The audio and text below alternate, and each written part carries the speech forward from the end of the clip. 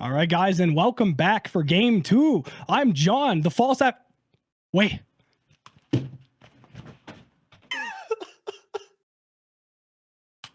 That's better, and welcome back for game 2. Osborne 1 is currently 1-up over McNally, looking to send them home and take home the prize. But McNally is looking to work it back from the deficit, from the depths of hell, and get back into the series. We're going to be getting into draft here real soon, and I'm at random.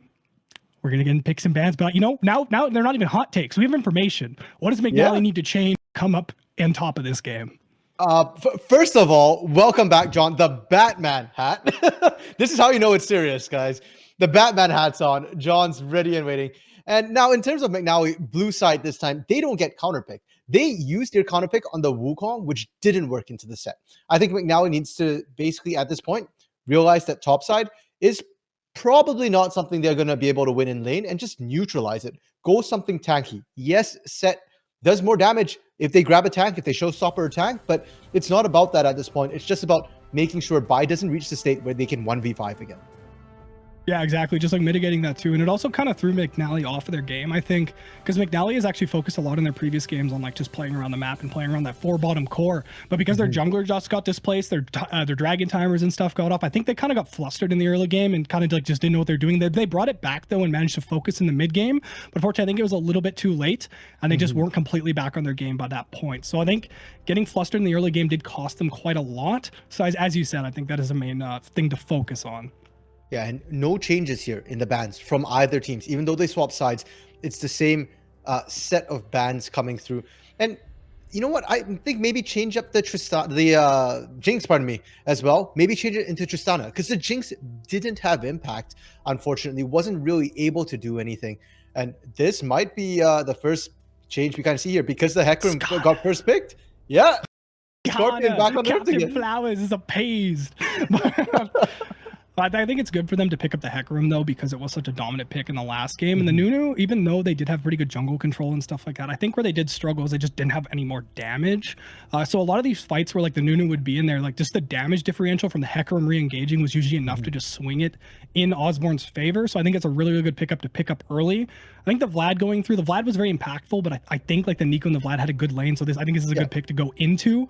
And actually a lot of the bans and stuff like that were pretty priority. I don't know exactly what's going to come out next. I'm going to potentially guess either an AD, get them before they choke the champion pool more, or maybe grab an early game support. Yeah, I don't think, actually, the support might be good here for the side of McNally. Camille. That wasn't bad, right? Okay.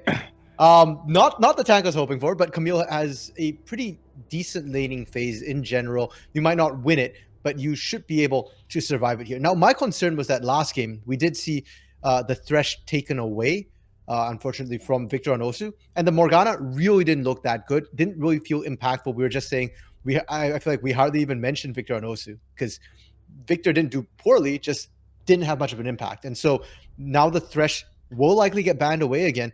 I'm not sure what Victor's going to look to, considering that Victor is not a support main normally. Yeah, and the Vayne locked in again. And the Vayne was strong in the last game, but not as dominant as some of the previous games. So McNally was good at like kind of mitigating the Vayne from popping off. Now they didn't completely like shut her down in the early game, but it did take this. The Vayne just kind of naturally scaled up in the last game. And even though they were kind of having like that kerfuffle, if you will, up in the top lane, they did manage to ensure that lane didn't pop off as well. And I think that was very strong. And the Lulu ban coming out here to kind of deny, honestly, what's their favorite support to pair with the Vayne. And the Lulu did have a lot of impact in the last game, particularly canceling Nunu ults. I think was actually one of the best uses they found for it. And also Camille, I will note, is a comfort pick for the top laner on the side of McNally, so you may see a little bit either a more volatile of a lane or a little bit more comfortable trading back and forth. Okay, so there we go. Morgana and Thresh now, so they're pinching Victor even more here. They're kind of saying that, oh, never mind. I was going to say switch to the Jinx. They don't care what Ice Bears is doing, but you know what? Despite the Jinx not having a huge impact, they just don't want to give it over. And going back to your point about Lulu here, I want to point out as well that the Lulu for Fake Susie was also really good bait. I feel like it was one of the best baits you can dangle, because Lulu's kind of squishy. We did see Fake Susie kind of getting caught at times, but Wild Growth and Fake Susie survives, they re-engage, or even if Fake Susie doesn't survive, the Wild Growth buys enough time for the team to re-engage. No other support is going to give you quite that same effect here. Yeah, no, I completely agree. And actually, the Karma band away, which actually can also do kind of roughly the same thing with her shielding and her speed and stuff like that. So yeah, you can be like kind of that meaty target and punish on it because they've noticed McNally's. McNally banned it. So that's another no, I am making the right point. We're off on a tangent, but Karma is the same thing where it can be kind of a juicy target. You can bait them in, but it also just enables the Vayne to have a much easier game because you can go in those support items, you can shield the Vayne, speed her up. And we have shown that the AD carry on the side of Osborne is very good with their movement. They're good at dodging skill shots and weaving in fights. Give the movement speed, they're even better at it. Okay, so the Mordekaiser, that's a challenge if I've ever seen one. I am honestly a little concerned, not just for McNally now, but for us as the production team here, because there is actually a bug right now with Mordekaiser in spectator view where sometimes you go into Death Realm and you don't come back out. So fingers crossed that doesn't happen to us, because that will literally break, unfortunately, the spectate side. But hold up. What is this ADC McNally's going for? Samira wide open, and we're like, no, Samira, we are going in, boys. Okay. I mean, I thought Vayne was short range. It. Samira is just as bad here. Okay. I like this support pickup. Galio support works really well with the Samira. And I think Galio Camille, that was one of the OG combos, right? You put the Hextech Ultimatum, Hero's Entrance, follow the knockup. Anybody caught in there, pretty much guaranteed. There's a little bit of space at the edges to try and survive the Hero's Entrance, but for the most part, it's pretty much a guaranteed lockdown sort of arena there. Yeah, and then just very, very solid follow-up from the Hecarim into the Nico wall. Like, there's a lot of things, but also the side point of it, too. You can also use this as a counter engage if Osborne does kind of, like, engage on you, which, I mean, they do kind of want to go in with, like, the Leona and even the Moore, but both these teams actually have very good, like, engage and disengage. So they're not just, like, raw team fighting, only wombo comps. They're actually very versatile, and they actually do have side lane pressure as well, because the Camille can take down towers at a surprisingly fast rate, and actually the same with the Samira and the Vayne. So both these comps are actually very fluid in how they can play them. So I think this is actually a big benefit for Osborne, who is very, very confident in their laners. They have very mechanically gifted players, so they can play around these lanes and play in a fluid style that they know is working for them whenever they want. And McNally can kind of do the same thing too. And I feel like I like the picks coming from McNally quite a bit more than what we saw in game one. In game one, it felt very off meta, like they were trying to sort of neutralize and scale. But now it is more meta. It will be able to match Osborne a little bit, but if anything, that actually makes this match more volatile here, right? Because the Camille into the Mordekaiser, that's going to be similar to the Wukong into set. If you play it right, great. If you don't, it's going to be terrible. And it applies for both sides. But the bot lane this time, Samira Galio into Leona Vayne, we're not seeing the sort of supportive style champions like the Lulu, like the Morgana.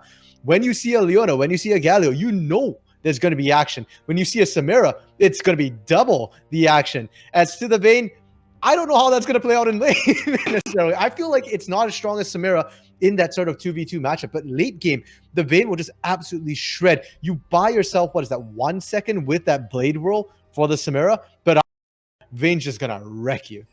Yeah, no, I think the fighting in the bot lane is going to be really volatile because particularly if the Galio goes into Aftershock to get those extra tanky stats, it's going to be actually very similar trading on both sides. Now, Leona will overall be tankier just because of her W, and if you go in the Aftershock, even more so. But it's usually going to be both the supports probably going in, trying to annoy the AD carries, and the AD carries are going to be shooting each other. They're not going to shoot the big, basically, bricks that are standing in front of them unless they're horrendously out of position. So I think it's going to be a lot of trading back and forth here, but the Vayne does have the benefit of being able to shred through them with the silver bolts. So I think in the 2v2, if they can avoid the initial engage on the side of the Galio and Samir, the re-engage from Leona of Vayne is going to be devastating. Yeah, and I can't remember if it was an Osborne game. I want to say it was the Osborne game where we saw, it must have been, because it was a Swain Leona combo. And I feel like we're only ever going to see that from Super Mario and Fake Susie here. But really, the teams have to not clump up. That's the other thing, right? Like, we talk a lot about the teams wanting to engage, wanting to sort of get into a big team fight. But you can do that without clumping up. And that's what I'm looking for both of these teams. Flanks from Camille, flanks from Hecarim, for the side of Osborne. I don't ever want to see, the entire team coming in from the same direction here. You've got the Mordekaiser, you've got the Skarner. They too can look for flanks. And by this game on the Mordekaiser, we know that Bai can take over a game and just win the 1v1. But now in the team fights, target selection is going to be super important too. Who are you pulling to Death Realm here? Because if you pull Nico at the right time, that Pop Blossom does nothing. You take Samira with you into Death Realm, and suddenly that Inferno trigger not going to be popping off in the fights as well. You've got so many different options here, and I'm very curious to see who Bai opts to bring with them into the Death Realm and how that affects the other sort of 4v4 or 4v4 happening in the real world compared to the Death Realm. Yeah, particularly. And if it does happen, then maybe McNally does get ahead and they get gold, particularly onto one carry, because they do have multiple options to engage and stuff like that. But yeah, as you said, like the Death Realm just completely denies the ability from that. Because even if the Mordekaiser does, I don't know. Let's for example say the Nico is like 7-0 at 5 minutes. It's like some dumb example. The Mordekaiser can just ult them away, even though the Mordekaiser might die in that Death Realm. You buy time for your team to fight, and if the rest of the Osborne is equivalent to the rest of the McNally at that point, you have a now even team fight that Osborne can just suddenly win, when originally it was basically the Nico's going to come and one-shot you all. So very, very useful ult, but needs to be utilized correctly, or it's not going to be good. No, and on top of that, Skarner, Mordekaiser, these are champions that normally you have to pay a QSS tax for. So normally you pay your taxes and you're free to go. In this case, it's not even a case that you don't want to pay your taxes anymore. If you pay the QSS tax, you can only pay one of them. So you're still shafted if both of them blow your ultimates on you. So curious to see how this really kind of worked out for the squishier members, such as Ripper, such as Ice Barriers here, the ones who are most likely to get targeted, focused down by these big key ultimates. And I wouldn't be upset to see a Cloud Soul here, I feel like, with these big ultimates in play. The Hemo Plague as well, being able to run a little bit faster. And I'm personally a huge fan of Cloud Soul on Skarner, because that lets you just grab somebody and drag them all the way away from the rest of the team, and the team can't back them up when you're zooming that fast. Yeah, and I think another thing that could kind of be interesting too is McNally might actually need to ensure that they have a fairly good gold spread between their champions, just because of how much single target Osborne one has. Like, so I obviously talked about how the Death Realm and stuff would work with that, but with the Skarner and even the Leona to an extent too, they have so many ways to shut down one character and just keep you locked down for that entire thing. So McNally almost needs to have a lot of threats on their team, which they have the potential to do with their champions. But to say the gold spread's kind of bad and it's all like isolated on one champion, that's actually going to be really bad for them. So I think it's going to be interesting to see which lanes they have and maybe that gold spread and keeping their whole team as a threat, as opposed to just being like, oh, this one member's fed out of their mind. Now, I'm going to do a bold prediction here. I say bold, but I think it's kind of obvious. It's About Time is not going to be that concern for them about having too much going on. It's About Time. I would be very happy to be wrong at this point, but Bai has just looked way too good. So I want to see ganks into the mid lane, into the bot lane. Last game, unfortunately, the Nunu for Micro just didn't have that much early game impact. This time with the Hecarim, you've got damage to boot as well. I want to see the Hecarim just tearing up the mid to bot side. Yeah, I think it's a good point to bring up, because even if you ahead and you can get like single target CC like chain stun by them, in order for them to do that, they have to dedicate like 2 to 3 members up to you, and that allows the rest of McNally to make like a side lane play or just play around literally anything else at that point. So even if you're like getting ahead on like one thing, I think the gold spread might be a little bit better if they want to focus more on the team fights. But if they do play around, say, I don't know, yeah, as you said, maybe the Camille gets like incredibly fed, then they can just focus on that lane, and it's going to draw so much attention from Osborne if they want to deal with it correctly. And then yeah, they can just punish on the other side, make a side map place. So there's, as I said, these comps are very fluid and you can play them in a lot of different ways. I think it's kind of fun, yeah, just to look at these different mechanics of, oh, if they play this way, this is good against this, or vice versa. These are very, very strong comps, and I'm interested to see how they execute them. Yeah, and because, as you said, there's so much variability here, you can 1-4, you can 5-5, and even in the team fights as well, we were kind of talking about the fact that the ADCs probably don't want to be shooting the big tanky brick walls in front of them, but might still have to do so. I don't think they always get a choice, and the Vayne's going to be able to shred a little bit better there. You know, the flanks, right? Like playing front to back, I feel like Osborne can play front to back a little bit better here because their Vayne can shred tanks, whereas for the side of McNally, they probably want as much chaos as possible, because that's where Samira thrives. She can no longer dash to allies, but she can dash to enemies. So if you can split up the enemies a little bit, just enough that, you know, you can dash to multiple targets and you're not super clumped, that'd be great. And we already said don't clump up either, right? So I feel like McNally's got a little bit more leeway in the chaos of the fights, but I just backed Osborne, pardon me. I don't know why. Osborne one, on the other hand, have a really solid front to back. Yeah, no, I completely agree with that, because I think simply even like just looking at the support, like just isolating that example, the Leona offers you far more single target peel than a Galio does. Obviously the taunt and stuff like that is very effective, but just simply because Leona is as dumb as it sounds, tankier, if you just stand in front of your Vayne and like absorb auto attacks, because it's obviously kind of hard to auto attack someone when you're standing on top of them, you can avoid a lot of the pressure and stuff like that from the Vayne. And I think just the sheer tankiness of the Leona, it gives them an advantage in that like isolated situation But that's completely disregarding the fact that they have a Scarred or a Mordekaiser or even a Vlad on the rest of the team. That's just going to let this Vayne have a lot of free reign. But as you said, if they clump up, they spread out. McNally has so many ways to isolate targets and just kill them almost instantly. Oh, I'm sad, John. We're not getting the invade again after. After you know, fool me once. Yeah, I mean, I feel like you can see there's still that hole in the top side. Osborne consistently tends not to watch their top entrance there, so I'm a little bit sad that we don't see that site punished here. Yeah, it's completely fair, but.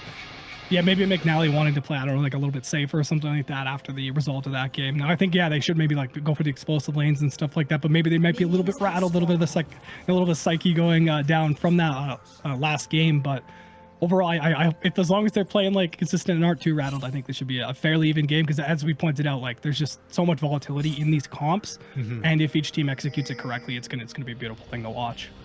And with the Leona 2 now into the bot lane, we kind of looked away from it for the last couple of games, but level 2 is always super important when you have a Tristana or a Leona in your lane, because the amount of burst damage you can pump out it to often catches a lot of teams off guards. Even a Galio with that magic seal can still be shredded down here, and no exhaust this time. It is the ignite here, so only the heal. You can chew through that. Yeah, exactly. And I think another thing we should note too is just there is a teleport advantage on the side of McNally because they are running both the teleport in the mid lane and in the top lane. So with there are like cross map plays and stuff like that, they can bring the rest of their team. And obviously the Nico does offer a little bit early trading. The Nico does offer a lot more CC than the Vlad. I mean, Vlad having literally none except for like a slight slow.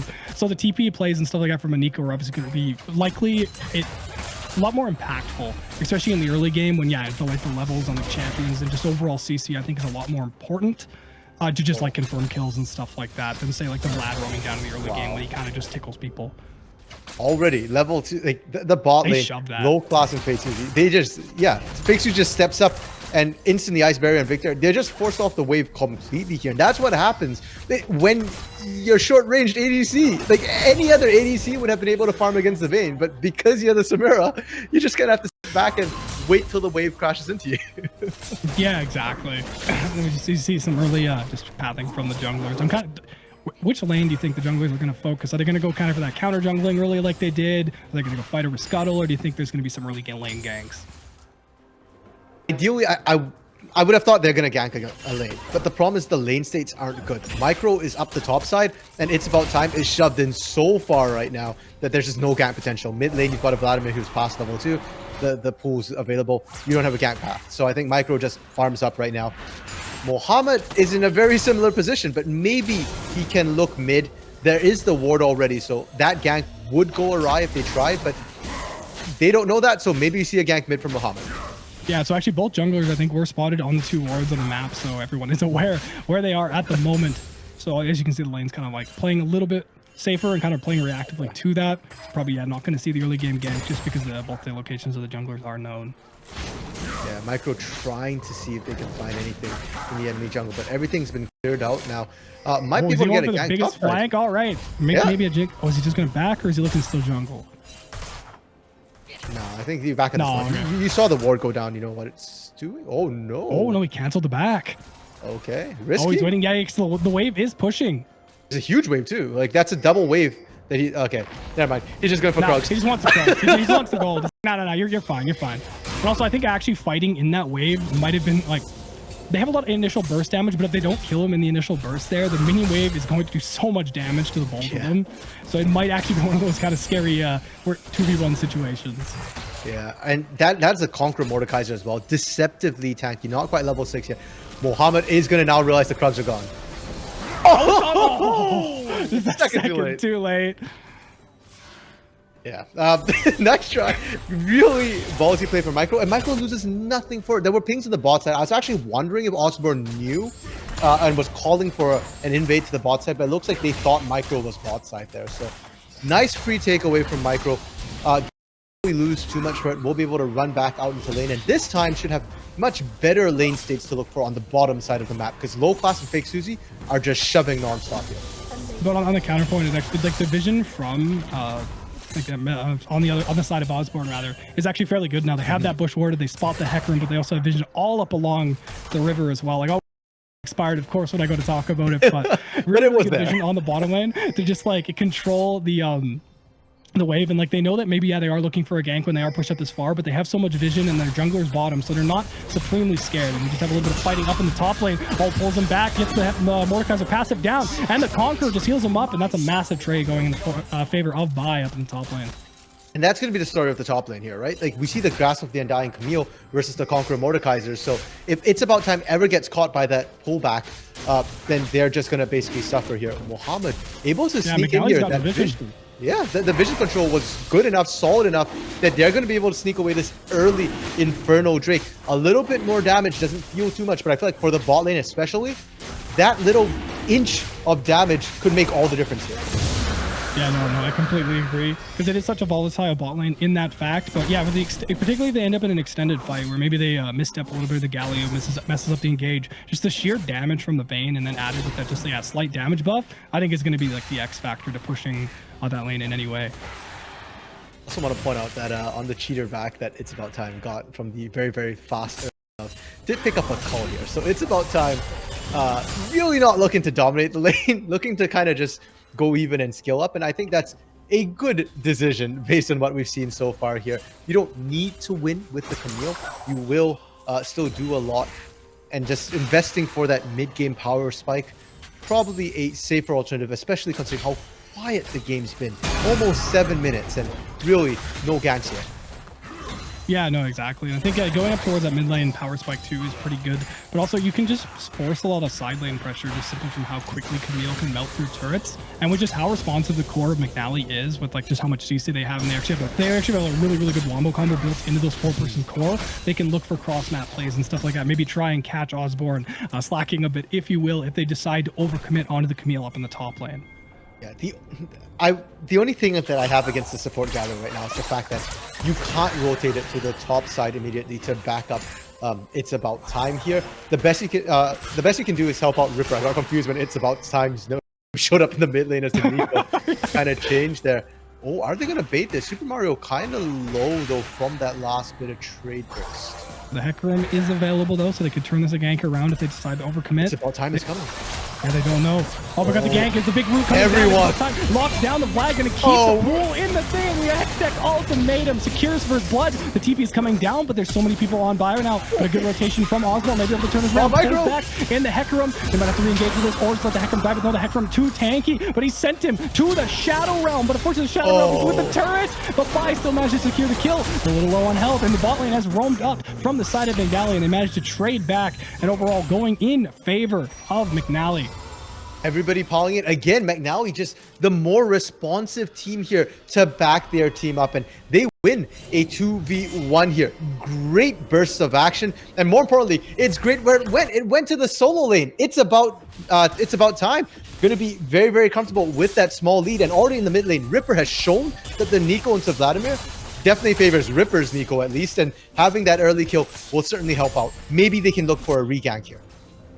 Yeah, just having that strong like mid and top just allows you to just roam around the map a ton, and also just bringing in the TP advantage. It's like It's About Time and Ripper both still have teleport up, so if McNally wants to make plays across the map, they would, like, you already seen how responsive they are, but adding the TPs to the fray just allows them to engage on almost anything they want.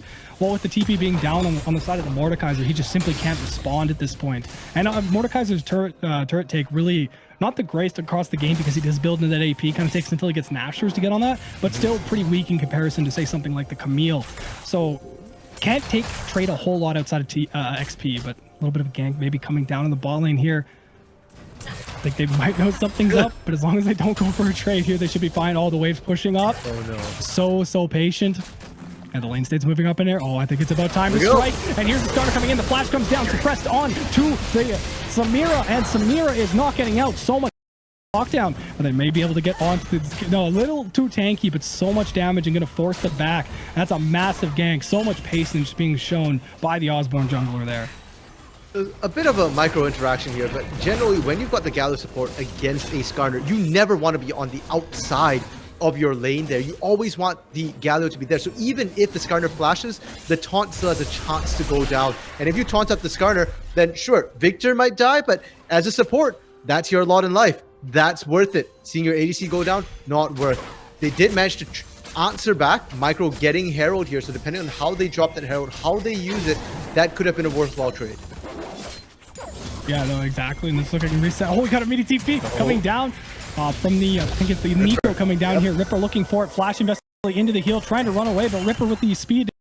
Teleport, looking to run them down, hits the auto, but just out of range of any kinds of CC, and a good reaction from the volley. No, but the Galio goes in, a little misstep. Oh, but nobody else is there to engage. They kind of called it off into the taunt. Okay, they're looking to go fully on the smear. Huge coming down and locks down the bot lane of Osborne. That's a huge pickup from McNally. A misstep from the bot lane and the great reaction from Victor on the Galio. McNally will not go quietly into the night here. They're making the proactive plays, and I love the fact that they're doing it off Ripper. Ripper, that winning lane, is starting to transition the leads across the map. First Drake, Inferno went the way of Osborne, but second Drake, Ocean, the other sort of big Drake, is going to answer back to McNally, and maybe we get that Cloud Soul. Oh, no, please. Please, minion. I don't want another class. but with the Skarner, you go so quick. Okay, you know what? In this rare instance, I will accept it. But actually, I think it's going to be the case with actually a lot of these champions. I think these are two comps where actually I think Cloud Soul is not that bad. Because even with like the Vladimir and Vayne and stuff like that, when you ult, the speed buff is actually really, really nice to get you into the fight and engage. And because Leona traditionally engages mostly with the ult, it gives you a chance to get in and punish that. So actually, and then on the side of McNally, kind of the same thing. The Hecarim goes fast. You can run in with the Nico. Samira ult being sped up, you mean the Beyblade spins faster. So I think the speed buff is very good on most of them. But yeah, not really going to be able to gank that when it is warded. A good chain to get out of the gank from It's About Time. Yeah, the hookshot's going to make it super, super annoying. They're trying to answer back down here as well once again. And low class as well as Fake Susie. They just keep perma-pushing here. They've got the... They don't have to, but they choose to. And the thing is, if you're going to perma-push like that, I want to see you try and bait with it. Set up the vision, get Mohammed to come down when you're pushing out, and then next time when Micro comes in, you break that horse's ankles. That's how Skarner's meant to be played. You go in, you get stunned up, you get impaled. You don't get to move, and all the mobility in the road doesn't matter when you're just stuck, stunned, and suppressed. Yeah, and with just a team comp Osborne has pulled, like you just pointed out. You pull them in, the Leona's stun, you can condemn potentially if they're near the wall, and then if the Vlad's there for whatever reason, you get a little bit more damage on the side, but they're just so much single target lockdown CC on the side of Osborne. It really enables the Skarner to go for these aggressive picks, and if they don't pay their QSS tax, that you're dead. Like, there's no ifs, ands, or buts about that. We get to see Super Mario again right now. Until that Night Harvester is completed, it's unlikely we're going to see too much pressure from the Vladimir. Super Mario's just trying to survive, just trying to farm. And that theoretically should give McNally a lot more control of the river because they have control over the mid lane. But so far, we've not seen that materialize, and Osborne's doing a really good job of matching and clearing vision. It feels like every time we see McNally dropping vision, Osborne shortly there to clear. We got an engage, gets a taunt on peak range. Nice for them to push her away. And next to Vayne is getting down to the trade, but the trade going in the favor of McNally there. Part of me is just wondering how long before Victor dies and next time he talks about it. Yeah, just a little it's a miles away. Yeah. Drop mid. Two clicks. Actually, nice pickup. Missed. Yeah, I mean, that one they dropped because they're running out of time. Not on Shelly, but just in terms of... And we are getting to see a little bit of the gold discrepancy here. It's very close for the most part. We're not seeing a significant lead, like 700 in the mid lane. Let's say it gets called about 500 in the jungle here. Not enough to really complete an item. Maybe like a pair of boots and some pots, basically, is what we're seeing. So the goal is very, very close. Everybody has their ultimates, but we've not seen that big skirmish yet. Herald coming up in about a minute and 40. They don't necessarily want to have their big fight there. Maybe a small skirmish. And with the soul being mountain soul now, we aren't seeing the cloud, unfortunately. Again, that tends to be one of the lowest priority Drakes. Yeah, exactly. The shield is nice, and unlike some comps, like we saw it used to affect this in one of our earlier games today, but yeah, overall pretty low priority. It just gives you a little bit of extra tankiness, but how both of these comps are drafted, they already have a fairly strong front line, so it's kind of just like another like icing on the cake ring. All right, he is going for the full engage here. We're going to send him over to the Shadow Realm. The gank is coming in here, but the Hexite ultimatum to dodge out the stun and just not doing enough damage. And it looks like the Death Realm's going to end up here. Pushes him under the tower. And it's about time is still melting down, but not quite enough. And by Fortune gets outplayed up in the top lane, and a good pick, a kill picked up by It's About Time. And I really like the Divine Thunder pickup, but hold up, that doesn't even matter. Engage is going down into the bot lane. Counter engage from the Galio, locks it down, both the C. Oh, but there's the Skarner ult, pulling in the ADC, and that's Vayne picking up a good kill there. The Leona ult coming down, and just so much single target CC locking him up. Ripper is getting run down by the Vladimir on the top. The kill picked up for the oh no, the flash is done. Skarner's playing so good, and a big kill picked up by the Vlad. And this is the Osborne classic, picking enemy team out when they make a mistake. And oh no, this is going to be another member going down. All right, Dagja, I don't even know if he's quite fast enough. The Skarner is a speedy boy as well, but no, the Hecker Me coming up, and the horse manages to escape today. But a huge punish coming out from Osborne, and big gold leads in their favor. Not quite gold lead, but they completely patched up any deficit they did have. Pretty much. And I guess 15 minutes, John, it's about time for Osborne to start, turning on their monitors and playing the game, right? Isn't that how the script goes here? But really, really, really well played from them. The way they just collapsed and punished. I was going to talk about the top side.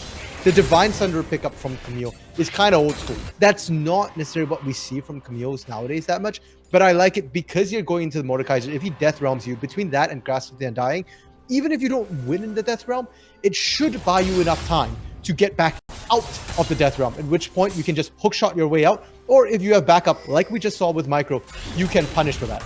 Unfortunately, for all the good things that are happening on the top side, the bot side's still a problem. No QSS picked up for Ice Barriers, Merc Treads, and Immortal Shield Bow. That is not necessarily common with Samira, but I think it's necessary for Ice Barriers right now, and that's really going to take away a lot of that mid-game damage spike that we might otherwise have seen. Yeah, no, definitely a good pickup, just judging from the like single target CC. You need the tenacity, but I don't know how much tenacity is going to save you from just the sheer amount of layered single target CC on the side of them. I'm almost thinking that maybe going to like the early QSS might have been maybe a better use of gold than just finishing off the boots. Now the boots obviously giving you a little bit more movement speed, but QSS just allows you to deny stuff like the Skarner ult and even like Leona engage and stuff like that if you're in a situation where it's a better option. So I think just such a crucial item that just wasn't picked up, and I'm really hoping they build it later on. Okay, we are seeing the teams. Mohammed saw it on top of a ward again. Doesn't realize it quite yet, and so is Micro and Ripper. They are all very aware of this fight, but they take it anyway. Nico getting the lockdown onto the Skarner. Okay, they don't got the engage. Oh, narrowly whiffs. The Leona back away from each other. And they're setting up for the dragon here, and the Vayne is going to melt this extremely quickly. They do need to respond to this. Oh, but the TP coming down from the top lane. There's no TP. Oh no, the Camille is coming down from the bot lane. We've got the gank set up, but they do it. If McNally does engage this fight, there we go. Priority, they go onto the Vayne. The Galio combo coming down. They are on the Vayne in the backline. Needs to melt her down quickly. And then Samira is in the middle of the fight, doing everything she needs. The Skarner comes down, but it may be a little too late. And McNally is just eating Osborne alive in this fight. But Vlad staying up does manage to trade onto Ice Barriers. But the rest of the kill likely going to be picked up in the favor of McNally here. Just looking up to drop another member, and that's going to be another Mountain Drake picked up. McNally. So Fake Susie's ult was down. The solo player not available did use it to try and disengage earlier for Muhammad. That turned out to be critical because there wasn't that AoE CC when they were grouped up. Everybody on McNally was together, and it did not even matter. Huge props to It's About Time as well. That engaged, zero hesitation. TP, hook shot, exact ultimatum, found low class, immediately took out that damage, and then it was just at that point Super Mario trying to do the damage. Bai wasn't really there. They were there, but they weren't there because they were in the Death Realm, so they couldn't actually contribute to the rest of the fight despite having some damage, having the Riftmaker be able to try. Oh, McNally was just so big there. They get the Rift Herald, they take 2 towers, and they get the dragon and the kills. What? It's just so much gained off this. So Osborne just evened out the gold lead, but McNally off of that fight has just completely shifted it back into their favor. And actually, they do have a good gold spread, like I was talking about earlier. Now, the Camille is immensely fed, but just look at the gold spread on there. They're all sitting about 6,000 except the support. And obviously, the Camille a little bit more fed up in the top lane, sitting about 8,000. So even though you can lock down these single targets, there's actually just so many threats on McNally, and you saw that in the last fight. So, for example, they kind of ignored the Samira a bit, and then she just started Beyblading in the middle of their team, and then, while the Camille and stuff like that kind of beat down on the AD carry in the back. There's just so many threats on McNally that though Osborne does have a lot of CC, it's largely single target. And when you have just that many threats, like I kind of covered during draft pick, it's really hard to pick one. Yep. And now if you thought 3 AoEs weren't enough, It's About Time picked up the Tiamat as well. So now the autos coming off of It's About Time is also going to start doing splash damage in these big balled up fights. Osborne absolutely cannot group up at all. They need to always try and engage from different angles. It's going to be tough, but you know what? They probably can do it. And on top of that, they do still have the skill, and they do have the Vladimir, they do have the Vayne. And I'm so glad, John, that McNally is making me eat my words about it's about time finding a lead, because that's a solo lead that it's about time has managed to get here. It's not a bunch of gangs from Micro. It's been primarily a 1v1 for most. Yeah, no, definitely showing up here. Showing up that last game was kind of just an unfortunate incident, if we will, and then coming back big here to prove that he can still fight up in this lane when he's on his comfort pick to the Mordekaiser. But overall, I think it shows like how dominant these two top laners have, because throughout the tournament, both of these top laners have been crucial to these teams succeeding in games, because there's a lot of McNally, they'd pick like the Kled or any of the other like priority things like Camille, for example, and they would just actually the rest of their team was allowed to freely operate because top lane was usually just so in control by It's About Time. And the same has been can be said for Osborne, where usually, as you've seen earlier, Bai has just been getting so significantly fed in these games, and it allows the rest of the team just to have so much precedence to do a lot of things they want, right? Low Clash just got, what was that, a solid 30 seconds of just free firing pretty much on that turret. Michael couldn't step up, and really, they didn't have to see the vision. They just knew that their ward got cleared out, so they assumed that there were people nearby. Fairly safe assumption, but it does almost cost them a turret. Super Mario. Oh, we got to gank into the bot lane. But the Vlad ult is down. Oh, I think you pressed the button a little too soon there, Chief, but it doesn't matter. You're not going to win that 3v1. Lives far longer than he needs to. We got to gank into the mid lane, and the Samira is going to fall to the combo of the Vayne. A nice 1-for-1 trade, realizing that the AD carry was isolated in the mid lane and fully punished that. We do have a nice top lane push by It's About Time, but it looks like they're going to be taking the mid turret on this side of Osborne. Yeah, and they need that mid turret. The gold lead is starting to spiral a little bit out of control here. We're staring down the barrel of a 5,000 gold lead with a 3 turret deficit here. And Osborne has come back from big deficits, but usually it's only about a 2k deficit. 5k feels a little unsafe, and now it's about they only spotted the Skarner there, I'm fairly sure. So, but Wisely does get out. Pretty confident that the rest of the team's there. And the guy gets a ward on to just confirm that is indeed who's in their jungle, but they do manage to steal the entire topside jungle pretty much of Micro. Yeah, and they give it to low class as well, right? It's not Muhammad taking that good trade. Oh, Micro. You steal my you steal my top jungle, I just steal your entire bottom jungle. That was a really good reactive play by Micro, just realizing that like basically the entirety of Osborne is up on the top side of the map. It just easily comes and evens out the trade that they pushed into them. Yeah, the efficiency too, right? Like for the side of Osborne, so like 3 people rotating through the jungle to clear everything. Like now he's just like, no, Micro got this one person. We'll do two camps at a time, speed things up, and come right back out, run in to try and do things here. Not much of the map though. So Dragons come up in 30 seconds, and I suspect that's where we're going to see the next bit of big action here. Yeah, and Osborne definitely having ooh. Just timed out. You know, it's a distraction, Herald, so they can rotate onto the dragon, because they do have to quickly deal with this. I think it's honestly just going to die before Drake even spawns. Now they are establishing vision in here. McNally, Osborne was ahead, but the early pull, but he pulled in a Galio. I don't know if that's quite the best one you want to pull in. He's a little too tanky to get on early. Lockdown onto the Vladimir, and a crucial ult kind of used on the side of Osborne for, well, nothing, to be dreadfully honest. And I feel like he baited so much. The teleport came out as well from Bai. Kind of wasted there. It doesn't net you anything. You kind of lose pressure, and a little unfortunate. If Vayne was there, maybe they burst down the Galio, but they just had no damage whatsoever. Impale is down here, and now are they? I feel like trying to go for Baron at this point would be a little over ambitious. It's a little early for the Baron dots. Yeah, and with the vision from Osborne there, they are aware that they could, where they could do this, but we got a long range engage. Lock down Leona with the Hex Deck ultimatum. Here comes the Galio combo we've talked about so much. And the Leona is getting locked down, and they are going onto the Vayne. Huge stun. Oh, the flash taunt coming down from that Galio. And that's a confirmed kill onto the Vayne, and they're going to be taking a turret off of this, and likely more if they want to rotate into it. Well, at least some things haven't changed. I said that Lulu was the best bait, but turns out I was wrong. Again, it's Fake Music who's the best bait. Unfortunately, Leona, no additional health there. And while trying to take Baron this early is somewhat ambitious, it works when you're up in numbers. When you're up in numbers, and also Vlad cannot get to this fight. Now they are picking up the huge stuff. Completely turned that fight in their favor. Now Ripper is in the Shadow Realm, but it's not going to matter. Runs away, and Mordekaiser is getting banished to his own Death Realm, and that's going to likely be Baron picked up for McNally. And yet Vlad is down on the bottom side, can never make it to the fight when you don't run teleport. Nope. At this point, yeah, I was gonna say Fake Susie doesn't even want to go in there. There's nothing you can do as a support here. Solo player not even available. Same with low class. Don't do this, guys. There are wards everywhere there.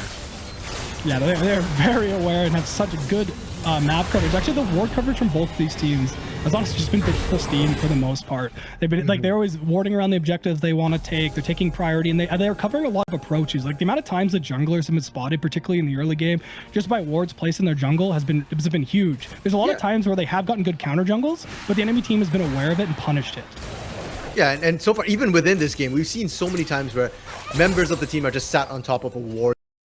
The wards have been creatively placed, you know, kind of reading ahead as to where we're likely to get ganked. They're not always in sort of the common areas you'd expect it.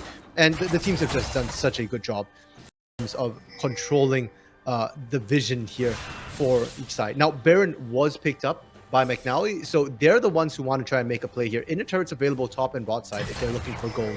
But really what they want to do is be able to break that base turret. I feel like we were harping on this last game as well, but that really is the most important thing. These teams are not great at sieging. Their ADCs are so short range that to walk in to hit the turret, they risk their lives for each shot.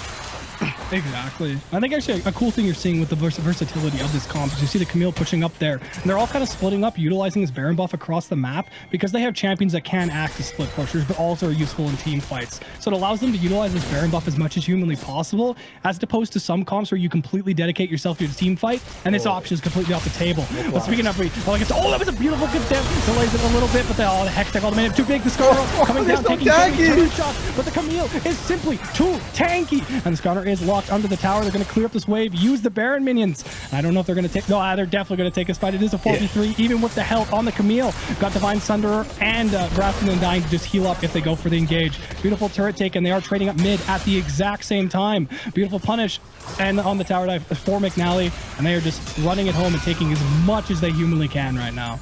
Micro doesn't even need to attack the turret. Their job is just there to be a cheerleader with the Baron buff. Baron, like, oh, actually, has to be a bit careful. Pi is punishing for now. Okay, they cracked the base. Job done. Base. We did it. But it also navigates, I think it's just setting up for a dragon later on as well, because they just have so much vision just dominating the bottom side of the map. They're going to have a constantly pushing wave unless Osborne deals with it just from the super minions and stuff like that, and bot lane is pushing up in their favor, and so is top. They have so much lane priority, and transitioning this to a dragon, even like in a minute, it's unlikely if they're going to be able to completely revert these lane states, and if not, well, I mean, McNally just goes and resets them in that time. So I think next dragon is looking very dominantly in favor of McNally if they wish to go for it, and crucially, it is soul point.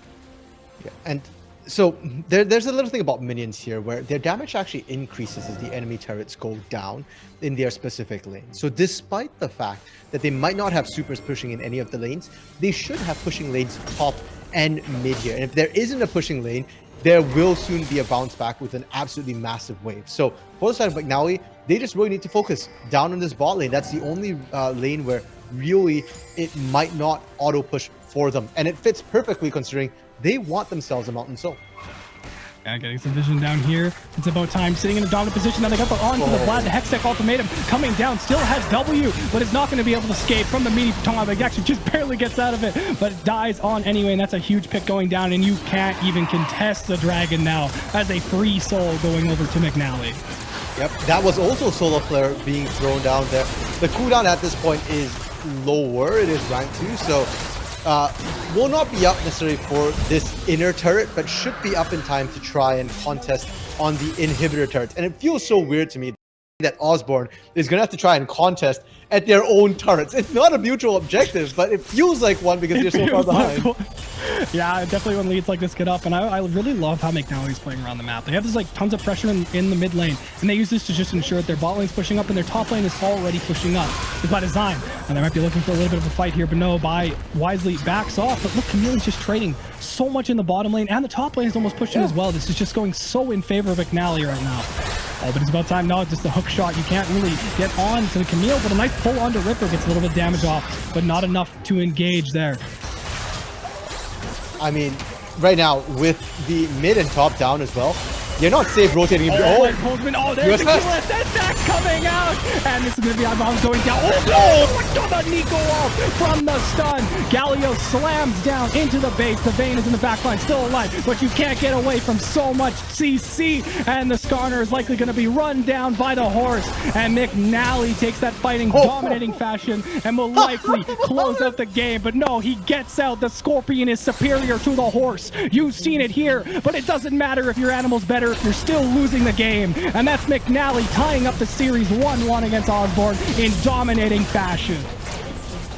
Well, John, it looks like it's all about the top diff here in this particular series. Game 1, there was Bai just running roughshod over everyone. In Game 2 here, it's about time. 9-0-6. Would not die. Hard carried this game here. This was an absolute monster. And I think going to Game 3, we might see some more top lane bans. Forget the ADC. It's not been about the bot lane. It's all about the top. Yeah, the bot lane has been like pretty much even this entire game. And that's where, as you said, the bans, particularly from Osborne, have just all been targeted. I mean, 4 AD carry bans on the side of Osborne, which is just absolutely nuts. Yeah. So yeah, you might see some more pinching of the top lane champion pool, trying to get by a more favorable matchup than the one we just witnessed there. But also, I think the rest of the map was played really well by McNally, because as you saw, the gold spread was very, very good. And it denied a lot of the strength that Osborne could put in, particularly because they were just so far behind. Yeah, just really, really well played.